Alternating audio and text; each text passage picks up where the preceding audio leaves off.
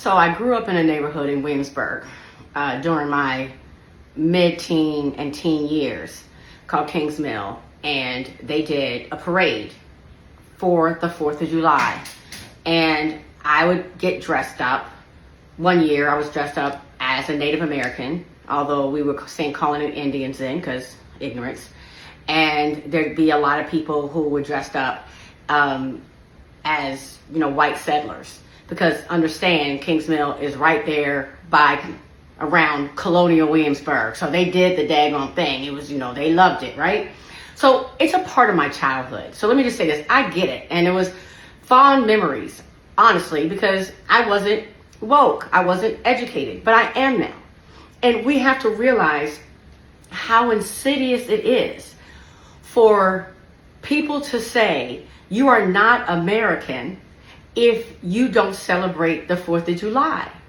4th of July, if you say to a person, hey, happy 4th of July, what was happy about it for Black people who were enslaved? My ancestors were enslaved. They were being sold. They had no free will. They were being beaten and killed. They couldn't walk where they wanted to go. They couldn't do what they wanted to do. I mean, they were enslaved. How in the hell do I sound celebrating the freedom of the people who were enslaving me? I mean, that really is insidious. And I understand when we say, yes, we're American, and we are. But that is a part. We are a part. Our real history is a part of the American story. And I have no fault with the people who want to celebrate it, right? But I'm saying, for me, it seems disloyal and disrespectful to my ancestors and to their story and to my story to celebrate independence on a day that my people certainly were not free. And so it's not about being angry. It's not about being a victim. It's about living in truth. And that does not mean that you cannot be with your family and put something on the grill, because Lord knows we Black people ain't got a problem putting nothing on the grill. We don't need an excuse. We love to throw something on the grill. But it means that we're knowledgeable about the real history, and we're not celebrating something that doesn't exist, all in the name of being American. It comes from a very colonial mindset. And it really comes from a place of white supremacy.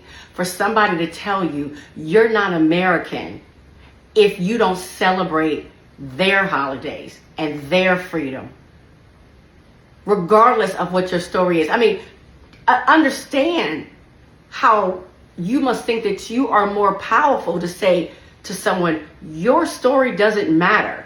You should just celebrate and be happy celebrating the fact that my people were free, regardless of what the situation was with your people. Can you imagine any other country saying, oh, well, we're going to celebrate this day that people were being slaughtered because it matters to us? I mean, we have to mentally free ourselves before we get close to the freedom that we want to have in this country. And I know that it's difficult because we are American. We do have memories. We certainly want to celebrate, but it hurts us and it delays our freedom when we're not living in truth.